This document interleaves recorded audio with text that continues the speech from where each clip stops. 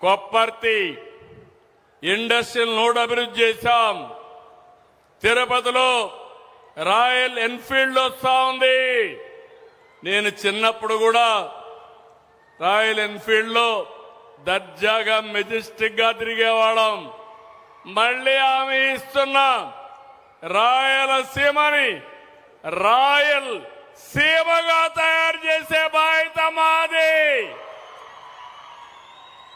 రాయలసీమ అంటే ఆ రాయల్టీ రావాలి.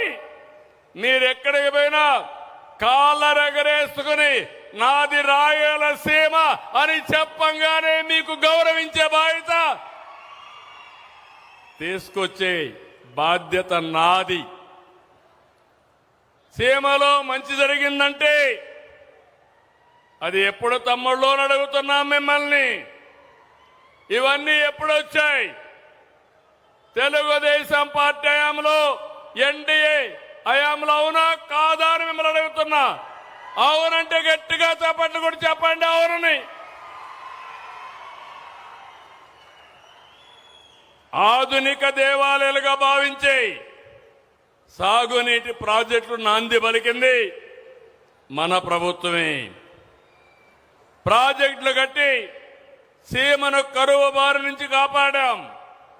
తెలుగు గంగ, గాలేరు నగిరి, హంద్రి నీవా, ఎస్ఆర్బీసీ ఇలాంటి ప్రాజెక్టులు ప్రారంభించి అనేక ప్రాజెక్టులు నిర్మాణం చేసి రాయలసీమ ముఖ చిత్రాన్నే మార్చగలిగాం. హెచ్ఎల్సి, ఎల్ఎల్సి, కేసీ కెనాల్ ఇవన్నిటి కూడా ఎప్పటికప్పుడు ముందుకు తీసుకుపోయే పరిస్థితికి వచ్చాం. ఈరోజు మళ్ళీ ఇక్కడ హామీ ఇస్తున్నాను. రాయలసీమ హార్టికల్చర్ రావాలని కోరుకున్నది.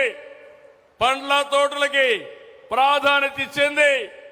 హార్టికల్చర్ కి ముందుకు తీసుకుపోయిన ప్రభుత్వం తెలుగుదేశం ప్రభుత్వం. ఈరోజు మీకు నేను ఇచ్చే హామీ, నీళ్లు తీసుకొచ్చాం. బంగారు కూడా దొరికింది. బంగారు పండించే రైతాంగం ఉన్నారు. అందుకే ప్రపంచానికే ఒక ఆదర్శంగా హార్టికల్చర్ హబ్ తయారు చేస్తాం. ఇక్కడ ఉత్పత్తి చేసే పంటలు, కూరగాయలు ప్రపంచం మొత్తం ఎగుమతి చేస్తాం. దీనికోసం 1,00,000 కోట్ల రూపాయలతో తొందరలోనే ఫౌండేషన్ వేయబోతున్నాం.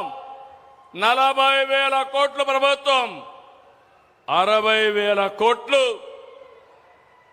ప్రైవేట్ ఇన్వెస్ట్మెంట్ తీసుకొస్తాం. కావలసిన ఇన్ఫ్రాస్ట్రక్చర్ అంతా కడతాం. ఇంకో పక్క మీరు ఒకసారి చూస్తే హంద్రి నీవా కాలువలు వెడల్పు చేశాం. రిజర్వాయర్లు, చెరువులన్నీ నింపాం.